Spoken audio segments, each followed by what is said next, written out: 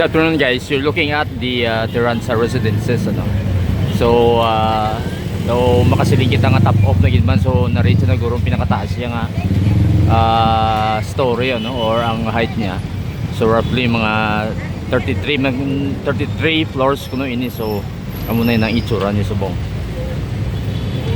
So anyway, nabalik kita diri sa may Pasulitagay kay ma-update na kita kadali ang aton diri nga park ano. So ang aton nga mini park dire, it is a Sunday, medyo nagaguom subong pero busy even though Sunday, damo tao dire nagkalagaw no.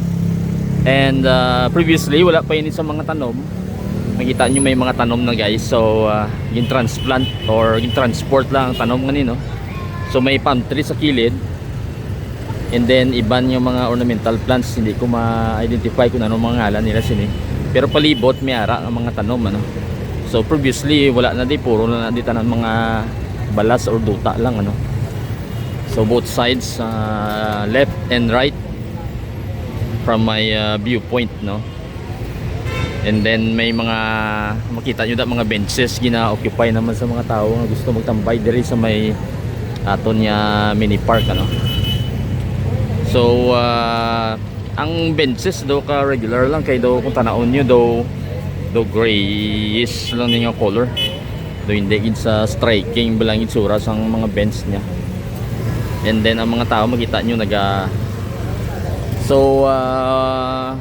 working perfectly, kay ang mga salakyan nga nagaliko dire madulog sila kung mag-cross ang pedestrians naton ano. So makita nyo mga pedestrians tabok-tabok lang no, from Socorro pakatod diri sa may likod kong area, which is ang old niya sini mga theater nga Unitap na subong no. So makita nyo ga-work ang aton nya pedestrian, kaga ang aton nya mga salakyan criss-cross lang sila no. So nagadulog sila, mapalapit kita dugay-dugay, so matabok kita. Do hindi ni siya typical nga ginabutang sa aton nga mga parks ano, pero muna do tatlo or apat ka variety. May yellowish nga color, and then ini mga tag-as bla, kag ang iban din nga mga tanom nga gibutan nila kag mga palms palibot. And then do ko namin mo sang ubilis naton daw katinaw man siguro basi itulutuan nila ini. So mo nang isura ni ang iya ding signage galing takod na nila last time wala no. So makita nyo na diri guys, may nyala na di dayon lighted siya no. So makita nyo may suga, yarang suga niya. So may iso lang kita gamay, so makita nyo may nyala na ang Pasulitagay, Iloilo City. So mo na ngalan nyo guys.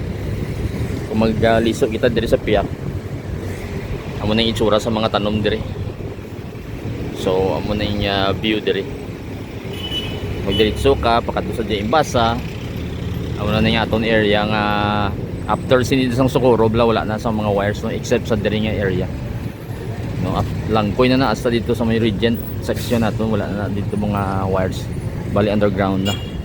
So maliso lang kita balik, kita nyo lang ang feel sang aton ding park. I'm not sure kung 100% na ini nga humaan, pero siguro do amo na ni ang final phase niya no. May mga suga dire, so I would assume nga hindi ini solar, so classic ang design. So mo nang itsura niya. So kung gabi siguro nagasiga man ini. I'm not sure kung ang iya nga brightness kung okay. So looking back sa atong ginalinan, amo nang itsura dra guys. Makita ninyo mga tao tulutambay diri sa bench. Pero ang diri nga section sa may mga bollards wala gyapon mabutangan no, basi may plano pa na diri, basi kutkuton pa ini, kay makita ko do may ginlubong nga mga may ginlubong diguro nga mga wires, kay makita nato nga may takop siya guys. Tanaw makita nyo dira, so do may takop siya. So muna ang iyang bollards dire, and then diretso dito pa Imbasa, and then going to the right sa Snart naman no. So muna sitwasyon dire subong. Ambot kun wala ta kabalo kung saan pa nila tapuson ni. I would think nga base ini nga mga tiles ni among ibutang dira no, or probably ini ang payment blocks nga ni among ni ibutang dire sa subong. Wala pa makompleto. Tani expect ko subong nga matapos na siya, pero wala pa sa gyapon matapos. Ang aton Socorro drug I think still under renovation, sarado pa. So mula na guys, quick lang ning aton yung update dire.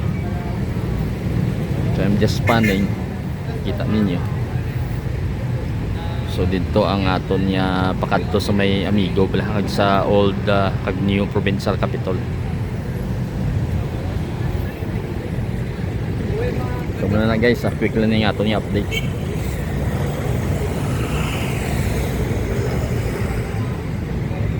Till the next videos naton. Thank you for watching.